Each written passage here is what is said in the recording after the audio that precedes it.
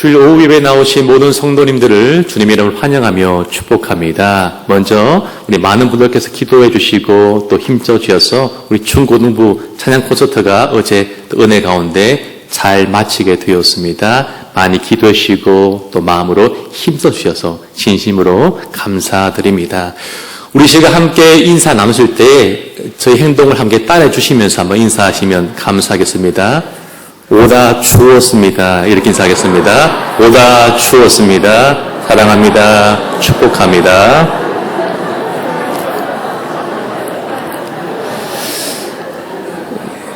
예, 감사합니다. 진짜 오다 주었습니다. 옛날 비니스에 자신의 친구인 바사니오를 목숨처럼 사랑하던 이 안토니오라는 이 사람이 있었습니다. 상인이었죠. 그런데 어느 날 이 친구 바사니오가 이 여자친구에게 청혼을 하려고 하는데 이 돈이 필요했습니다. 이 안토니오는 돈을 친구에게 빌려주고 싶었지만 자신에게는 빌려줄 현금이 없었습니다. 그래서 이 고리 대금업자이었던 이 샤일록이라는 사람을 찾아가게 됩니다. 샤일록은 평상시에 이 안토니오를 몹시 미워하였습니다. 그래서 돈을 빌려주는 대가로 이 안토니오의 살 한 근을 담보로 요구했습니다. 목숨을 요구하기에는 돈 액수가 적었기 때문입니다. 그러나 그 당시의 의학으로 수술 기법으로는 살 한 근을 떼어낸다면 어떻게 사람이 살 수 있겠습니까? 안토니오는 돈을 빌렸지만 자신이 전 재산에 실려있던 그 배가 돌아오지 못하면서 큰 공경에 빠지고 맙니다. 한마디로 돈을 갚을 길이 없어지고 말았습니다. 결국 그는 법정에 서게 되었습니다. 돈을 빌려준 샤일록에게 아무리 용서해달라고 기다려달라고 사정을 해보았지만 아무런 소용이 없었기 때문입니다. 샤일록은 살 한 근을 약속대로 계약대로 내어놓아야 한다라고 주장했습니다.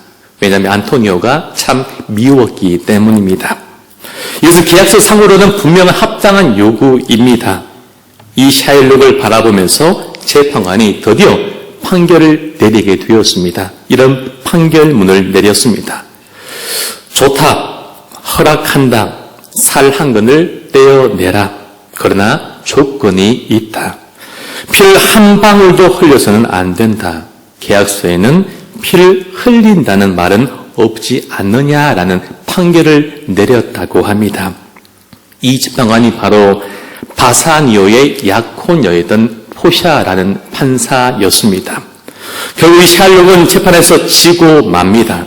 물론 빌려준 돈도 받지 못하게 되었습니다. 이 내용은 우리가 잘 알고 있는 셰익스피어의 비니스의 상인이라는 작품의 내용입니다. 이 작품은 대부분의 사람들이 따르고 있는 율법의 삶이 가져오는 그 허망한 삶의 결과를 우리에게 여실히 보여주고 있는 작품입니다. 당시 바리새인들은 그 허망함의 그림자가 짙게 드려진 삶을 살고 있었습니다. 예수님은 그들의 삶 가운데 짙게 드려진 그 허망함의 그림자를 바라보고 계셨습니다. 당시 바리새인들은 구약의 몇몇 구절을 들어서 그들 스스로 그 율법을 새롭게 만들어냈습니다. 보복의, 복수의 율법을 만들어냈던 것입니다. 하나님은 분명히 그들을 사랑하셔서 당신의 백성들 아끼고 사랑하심으로 율법을 만드셨지만 그들 지키시고 보호하시기 위해서 율법을 만드셨습니다. 그러나 바리새인들 그들은 그 율법의 말씀을 자신들의 복수의 수단으로 악용하고 말았던 것입니다. 레위기 19장 18절은 이런 말씀이 있습니다. 원수를 갚지 말며 동포를 원망하지 말며 내 이웃을 사랑하기를 내 자신과 같이 사랑하라. 나는 여호와이니라 라고 말씀하셨습니다. 그러나 그들은요, 이 계명에서 내 몸과 같이라는 이 사랑의 최고의 표준을 생략해 버립니다. 그리고 이웃이라는 그 의미, 단어 속에서 원수를 빼버리고 맙니다. 그리고 원수를 미워하라라는 그들이 새로운 조항을 만들어 그 가운데 덧붙여 버렸습니다. 이웃에게는 사랑을, 원수에게는 미움을이라는 것이 바로 당시 바리새인들, 유대인들의 구호였다고 합니다. 그러나 그들이 따르던 구약의 말씀은 그 어디에도 원수를 미워하라는 말씀은 나오지 않습니다. 그들은 자신 스스로 언약의 그룹특이라고 자부하면서 자기 민족만을 이웃으로 생각하였습니다. 자신의 민족을 사랑해야지만 이방인들은 다른 사람들은 미워해도 괜찮아라고 그렇게 말하며 살아갔던 것입니다. 한마디로 하나님의 말씀을 그대로 생각대로 마음대로 깎아내리고 만 것입니다. 우리가 알다시피 하나님은 죄를 범한 하와에게 그 범죄의 책임을 묻지 않으셨습니다. 아담에게 그 범죄의 책임을 물으셨습니다. 왜입니까? 하나님은 아담에게 당신의 말씀을 주셨기 때문입니다. 우리는 늘 이 말씀을 기억하며 말씀을 맡은 우리에게 책임의 큼을 기억하며 살아가야 합니다. 그러므로 우리에게 준 그 말씀 외에 그 어떤 것도 더하거나 빼서는 안 된 것입니다. 오직 그 말씀만을 따르고 지키며 살아가야만 합니다. 하나님은 이방인들도 사랑하셨고 외국인 나그네들도 사랑하셨습니다. 그래서 하나님은 출애굽기 23장 9절에서 이렇게 말씀하셨습니다. 너는 이방 나그네를 압제하지 말라. 너희가 애굽 땅에서 나그네 되었은즉 나그네의 사정을 아느니라 라고 말씀하셨습니다. 구약의 율법은 이웃에 대한 사랑을 요구합니다. 하지만 율법을 성취하신 우리 예수님은 그 사랑의 대상을 원수에게까지 확대하도록 그렇게 우리에게 요구하고 계십니다. 오늘 예수님은 우리 모두에게 원수를 사랑하라고 말씀하십니다. 이 말씀은 원수를 사랑하라는 것은 원수까지, 그러니까 모든 사람을 다 사랑하라는 그 의미가 되는 것이죠. 마태복음 22장 37절에서 우리 40절까지의 말씀을 함께 읽도록 하시겠습니다. 예수께서 이러시되 내 마음을 다하고 목숨을 다하고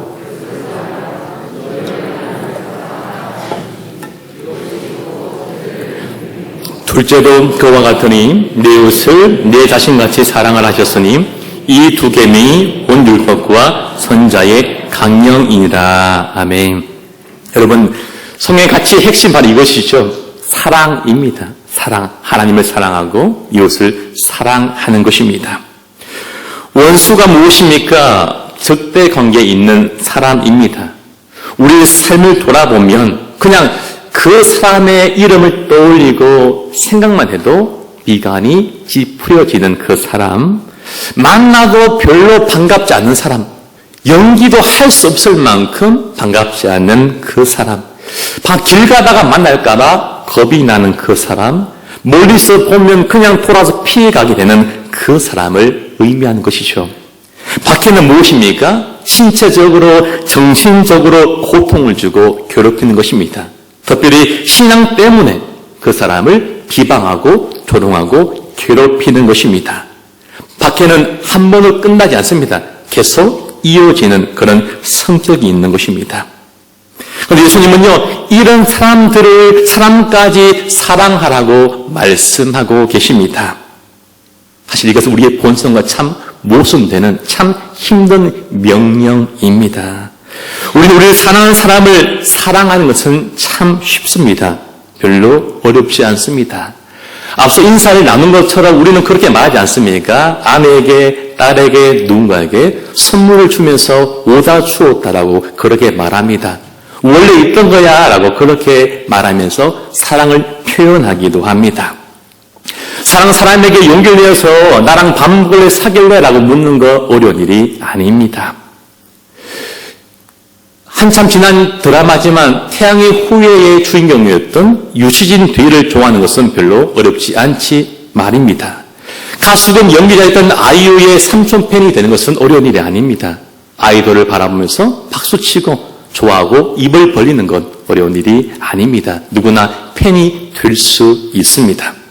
나를 싫어하는 그 사람, 적대시 여기는 사람, 나를 반대하는 그 원수를 사랑하는 것은 진짜 어려운 일입니다. 나를 투명 인간처럼 없는 사람 취급했던 그 옛날의 친구들, 그토록 사랑을 갈구하고 원했지만 어린 시절 사랑을 주지 않았던 우리 아빠, 엄마 용서하는 것, 굳게 믿었던 신이 그 믿음을 깨뜨린 우리의 남편과 아내, 부모에 대해서 참 무관심하고 살면서 연락도 하지 않는, 찾아뵙지 않는 그 내 새끼들, 어머니가, 아버지가 돌아가시자마자 곧장 재혼하신 우리의 어머니, 아버지, 우리 그들 스스로 사랑할 수 없습니다. 그죠? 사랑하기도 싫습니다. 이해가 되지 않고 이해하는 것도 참 쉽지 않습니다. 마음 같아서는요, 욕을 하되 한 테러까지 하고 싶습니다. 왜 그랬냐고 하면서 그렇게 욕을 하고 싶은 것이 우리의 본성이고 우리의 마음인 것입니다. 아니요, 이걸로 직성이 안 풀려서 드라마처럼 그냥 포기임시 들고 와가지고 뺨때기를 한 대 때리면요, 그렇게 속이 시원할 것 같습니다. 그것이 우리의 모습인 것이죠. 오늘 성경에 말씀한 이 사랑은요, 감정적인 사랑이 아니라 의지적인 사랑입니다. 우리가 의지를 내어야만, 결단해야만 할 수 있는 사랑을 성경에서 말씀하고 있는 것입니다. 비록 마음에 들지 않아도 싫어도, 그래도 미운 마음이 있을지라도 그 행동을 누르면서 그 사랑을 실천해 보라고 우리에게 명령하고 요청하고 있는 것입니다. 여러분, 내 자녀와 내 새끼와 친한 친구를 잘해주는 것, 그의 부모들과 좋은 관계 누리는 것은 쉬운 일입니다. 그런데 내 자녀와 다툰 그 아이, 그 부모를 사랑하고 가까이 지내는 것 참 힘듭니다. 나한테 한 것보다 내 아이에게 잘못한 것, 그 사람과 함께하는 것은, 사랑하는 것은 더 힘든 일이 분명합니다. 그러나 내가 좋아하는 사람, 나를 아끼고 사랑하는 사람을 위해서 사랑하고 기도하는 것은 누구나 할 수 있습니다. 세리도 할 수 있고 바리새인들도 하는 일입니다. 이 세상 사람도 할 수 있는 일이고 노력하지 않아도 얼마든지 할 수 있습니다. 그러나 하나님은요, 십자가의 사랑을 우리에게 보여주셨고 그 사랑을 우리의 삶 가운데 행하며 살 것을 말씀하셨습니다.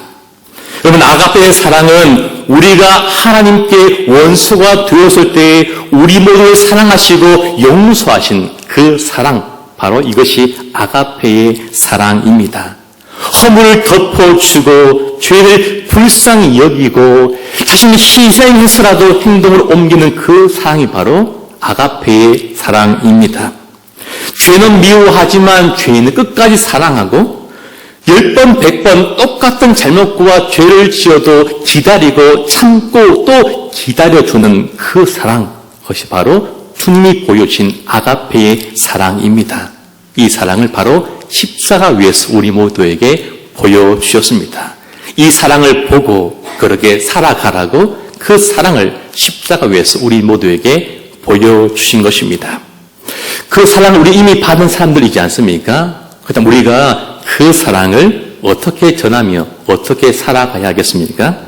오늘 말씀 먼저 그들을 위해서 기도하라라고 오늘 성경 본문에서 말씀하고 있습니다. 여러분, 그 사람 위해서 기도하는 것이 이웃을 향한, 원수를 향한 사랑의 첫 발자국이 됨을 우리는 기억해야 합니다. 우리는 우리를 박해한 그 사람에게 직접 찾아가 사랑을 전하지 못할지라도, 그러나 우리가 있는 자리에서 먼저 그 사람을 생각하며 기도해야 합니다. 그리고 우리가 그 사람 위해서 기도할 때에 우리 안에 사랑하는 마음이 솟아나게 될 것이고, 우리는 그 사람과 마침내 좋은 관계, 화목한 관계를 누리게 될 것입니다. 본회는 기도에서 이런 말을 하였습니다. 기도, 이것이 최고의 명령이다. 기도라는 매체를 통해 우리는 우리 원수들에게 가고 그의 편에 서며 그를 위해 하나님께 탄원한다라고 원수에 대한 기도에 대해서 이렇게 말하였습니다. 새벽마다 나와서 기도하는 성도님 여러분, 수요 기도에 나와서 기도하는 성도님 여러분, 삶의 자리에서 기도하는 성도님 여러분, 기도할 때에 누구를 위해서 가장 많이 기도하십니까? 기도하는 시간 가운데 누구를 생각하면서 가장 많은 기도를 하십니까? 아마 많은 분들이 우리 자녀 위해서 가장 많은 기도를 할 것이라고 생각합니다. 저 멀리서 목회하는 아들 위해서, 수고하는 사랑하는 딸과 손자, 손녀 위해서 우리는 날마다 기도합니다.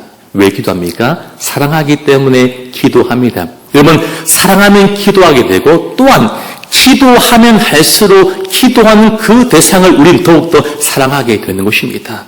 이 놀라운 은혜이고 진리인 것입니다. 우리는요, 우리 마음속에 원수를 사랑하는 마음이 들 때까지 기다리는 것이 아니라 그 마음이 들기 전에 먼저 기도를 시작해야 합니다. 먼저 기도를 시작할 때 우리 안에 그 사랑의 마음이 찾아오기 때문입니다. 그때 우리 안에 그 사람을 향한 이해하는 마음이, 용서하는 마음이 우리 안에 싹트기 시작할 것입니다. 예수님은요, 십자가 위에서 자신을 고문하고 조롱하는 그 모두를 위해서 기도하셨습니다. 십자가 위에서 잔해창을 받으면서 예수님께서 잠잠하지 않으시고 그 원수를 위해서 잠잠히 기도하셨습니다. 그러므로 우리는 어떤 이유에서든지 원수를 향한 그 기도를 하지 않는 것을 정당화할 수가 없는 것입니다. 오늘 예수님은 우리가 원수를 사랑하고 우리 핍박하는 그 누군가 위해서 기도할 것을 말씀하십니다. 왜 그렇게 기도해야 됩니까? 그 첫 번째는 우리가 하나님의 자녀가 되기 위해서입니다. 그래서 구원은 적으로 행함으로 구원받는다, 그런 말이 아닙니다. 하나님의 자녀는 자녀답게 살아간다라는 그런 의미의 뜻이지 않겠습니까? 어린 시절에 참 조회를 많이 했던 것으로 기억이 납니다. 월요일 아침마다 조회를 하고 토요일 점심때마다 늘 조회를 했던 것으로 기억납니다. 당시에 교장 선생님께서 이 조회를 하시고 연설하는 것을 참 좋아하시는 분으로 지금 생각이 됩니다. 조회 시간에 이 교장 선생님께서 이렇게 말하지 않습니까? 친애하는 대한민국 국민이 됩시다 라고 그렇게 말씀하십니다. 무슨 말입니까? 학생들이 대한민국 국민이 아니기 때문에 국민이 되어야 한다라는 것이 아니라 이미 대한민국 국민이기 때문에 대한민국 국민처럼 자랑스럽게 모범적으로 살아가자라는 그런 의미로 말씀하신 것입니다. 마찬가지로 우리가 하나님의 합당한 자녀로서 살아간다, 자녀가 된다는 것은 하나님의 자녀답게 이 세상을 살아가야 한다라는 것을 우리에게 말씀하고 있는 것입니다. 왜입니까? 하나님 아버지의 성품을 닮은 우리는 그분의 아들과 딸들이기 때문입니다. 하나님을 사랑하시기에 우리도 하나님의 성품을 물려받아 그 원수까지도 사랑해야 하는 것이죠. 여러분, 오늘도 하나님께서 악한 사람들을 심판하지 않는 이유는 오래 참으시고 사랑하신 것은 그들을 사랑하셔서 그들을 회개하고 돌아오기를 바라시기 때문입니다. 이처럼 하나님 아버지는 넓은 사랑으로 악한 사람까지 우리가 미워하는 그 원수까지도 사랑하십니다. 그러므로 우리 또한 그 하나님 아버지의 마음으로 그 사람을 사랑하며 살아가야 합니다. 우리가 원수를 사랑하고 기도해야 하는 이유는 바로 우리에게 상이 있게 하기 위해서입니다. 우리 본문 46절 말씀을 우리 함께 읽도록 하시겠습니다. 너희가 너희를 사랑하는 자를 사랑하면 무슨 상이 있으리요? 세리도 이와 같이 아니하느냐. 아멘. 여러분, 우리가 우리 모두를 사랑하는 사람을 사랑한다면 그것은 참 당연한 것입니다. 당연히 인간적으로 그렇게 해야 합니다.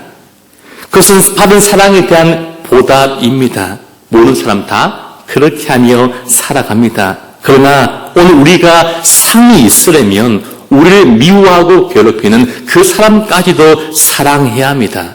그러면 우리는 그 사람으로부터 카통을 받지 못하기 때문에 하나님께서 주시는 상이 우리에게 있게 되는 것입니다. 우리가 원수를 사랑해야 되는 이유는 남보다 더한 것이 있기 위해서입니다. 본문의 47절에서 더라는 것이 오늘 주님이 말씀하시고자 하는 핵심입니다. 오늘 예수님은 남보다 더한 것이 무엇인지를 우리에게 묻고 계십니다.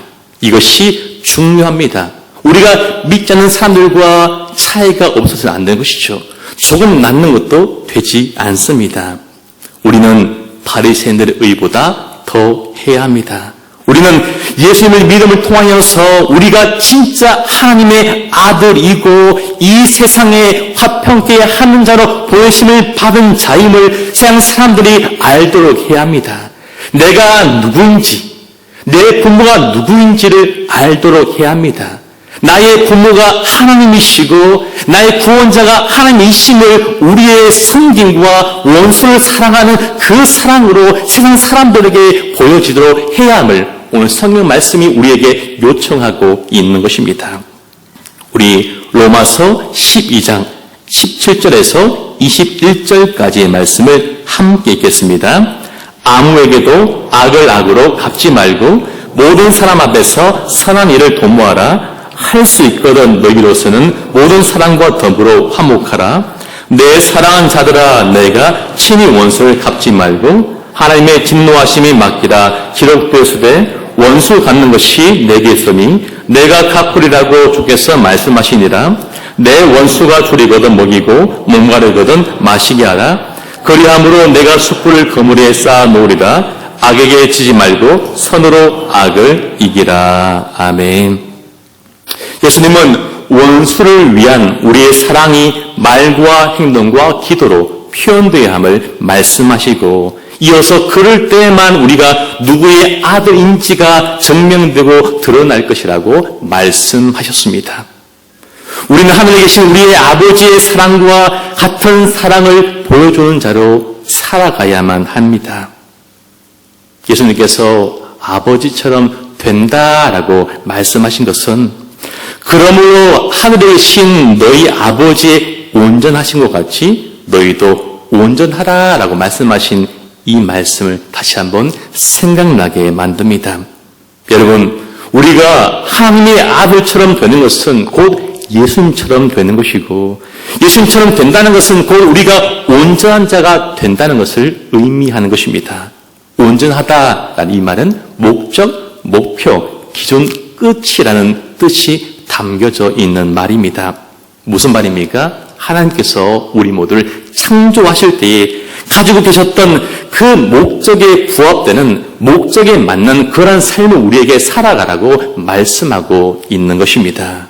그러므로 우리가 예수님처럼 하나님처럼 온전한 자가 되기 위해서는 하나님이 사랑하신 것 같이 우리 또한 이웃을 원수를 사랑해야 합니다. 그때 우리가 온전해질 수가 있는 것입니다. 이 세상 사람들은 자기 완성, 자아 실현을 가장 중요한 교육 목표를 가지고 있습니다. 그러나 아무리 친절과 자선을 강조하고 가르친다 할지라도 결국에는 자신의 인격의 함량을 위한 자기 중심적인 윤리에 불과합니다. 성경에서는 이것이 아니라 자기 부인을 말씀합니다. 이 자기 부인만이 참된 성숙임을 우리에게 말씀하고 있습니다. 우리의 목표는 바로 예수님인데 우리가 그 예수님에게로 그 목적지로 나아가기 위해서는 바로 자기 부인이 필요합니다. 예수님은 마태복음 16장 24절에서 이렇게 말씀하십니다. 우리 마지막으로 함께 읽겠습니다. 이에 예수께서 제자들에게 이르시되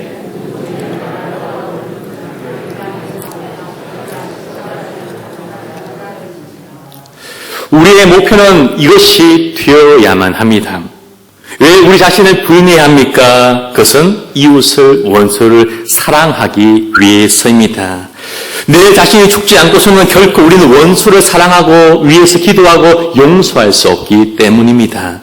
내 자신을 비우고 희생하지 않으면 결코 그 누구도 사랑할 수 없습니다. 이웃을 사랑하며 원수를 사랑하는 자리까지 나아가는 것이 바로 우리의 참된 성숙이 되어야만 합니다. 그리하여 이 땅에서 내 자신의 뜻을 이루며 사는 자들이 아니라 나를 위하여서 십자가 위에서 자신을 주신 그 주님의 뜻을 본받아 주님의 뜻을 이룬 자로 이 땅을 살아갈 수 있게 될 것입니다. 말씀을 맺도록 하겠습니다. 오래된 기억은 잿빛처럼 빛을 잃어 우리들의 의식 속에서 점점 조금씩 희미해져 갑니다. 그러나 어떠한 기억은 시간이 지날수록 더욱더 선명해지는 법입니다. 우리는 손양원 목사님을 알고 그 사랑을 익히 들어왔습니다. 목사님은 동인 동신 두 아들을 한순간에 잃고 말았습니다. 그리고 교회 마당에서 1000여 명의 성도와 이웃들과 함께 장례 예배를 드리면서 그 가운데 유명한 10가지 감사를 고백하기도 했습니다. 그리고 자신 아들을 죽였던 그 원수 안재선이라는 청년을 십자가 사랑으로 용서하고 자신의 양아들 삼았습니다. 하루는 불꽃 집안 아들의 방에서 남몰래 먼저 하나님 품에 안겼던 그 아들의 교복과 유품을 안고 펑펑 이렇게 울었다고 합니다. 동이나 동서나 사랑하는 내 아들아 라고 말하면서 먼저 간 아들의 교복을 가슴에 안고 그렇게 통곡하며 눈물을 흘렸다고 합니다. 평소 목사님은 이 세상에 어디에 피난처가 있겠습니까? 주님의 사랑의 울타리 외에는 피난처가 없습니다. 기독교는 잘 살기 위해 믿는 종교가 아니라 죽기 위한 종교입니다라고 그렇게 고백하며 그러한 삶으로 살아내셨다고 합니다. 모두가 한 시대가 가져온 그 야만이라는 가위에 눌려있던 암울한 시대를 살아갔습니다. 많은 사람들이 깊은 골짜기와 같은 아픈 깊음에 깊이 잠겨있던 그 시간에 그러나 그 아픔을 마주하는 그 자세와 태도는 사람마다 각자 다 달랐습니다. 이 손양원 목사님의 용서의 사랑이 안재선이라는 이 한 청년의 인생을 송두리째 바꾸어 놓았습니다. 죽어버렸던 곰 같은 그의 인생에 새싹이 만들고 잎이 나게 만들고 숲을 이루고 새가 찾아오는 놀라운 인생으로 그 용서와 사랑이 그 인생을 완전히 뒤바뀌어 놓았다라는 것입니다.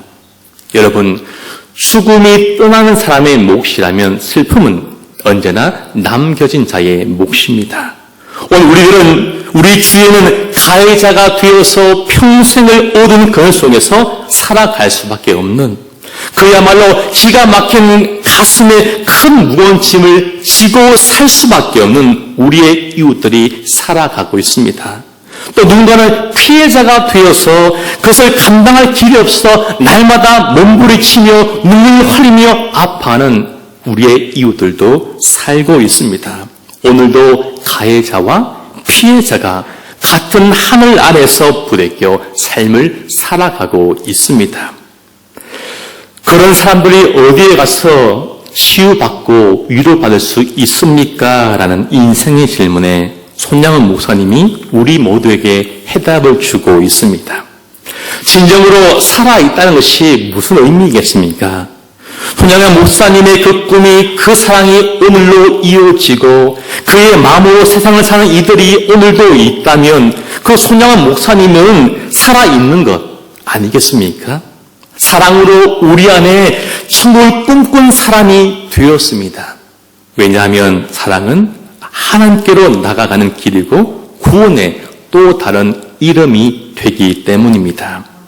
더 나아가 우리가 사랑하며 살아갈 때 예수님이 우리를 향하신 그 꿈과 사랑이 오늘로 이어지고 주님의 십자가의 사랑의 마음으로 살아간 자들이 오늘도 있다면 많지 않더라도 오늘도 이 땅 가운데 있다면 오늘도 예수님 죽지 않으시고 지금도 살아계심이 우리 한 사람 한 사람을 통하여서 이 세상 가운데 보여지고 드러나게 될 것입니다. 하나님은 우리 안에 이미 당신을 닮은 씨앗을 심어 놓으셨습니다. 그리고 지금 그 씨앗이 우리 안에 자라나고 있습니다.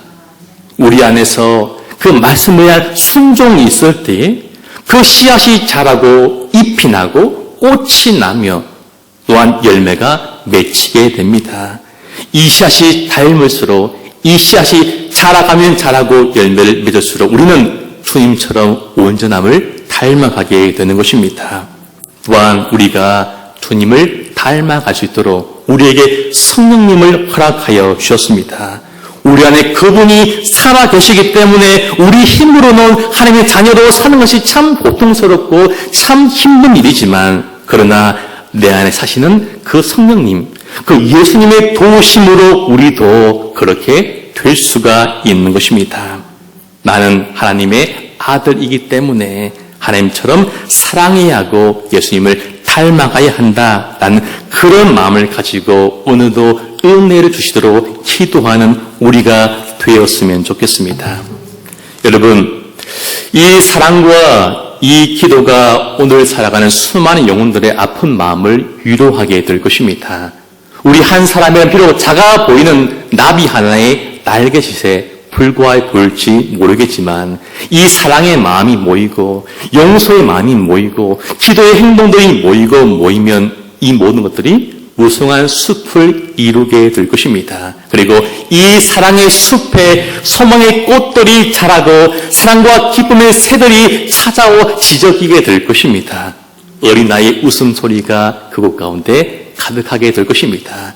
그런 아름다운 은혜가, 아름다운 노래소리가 우리 새순교회 가운데에 우리 가정과 삶 속에 가득하기를 주의 이름으로 소망하고 간절히 축복합니다. 우리 함께 찬양하길 원합니다.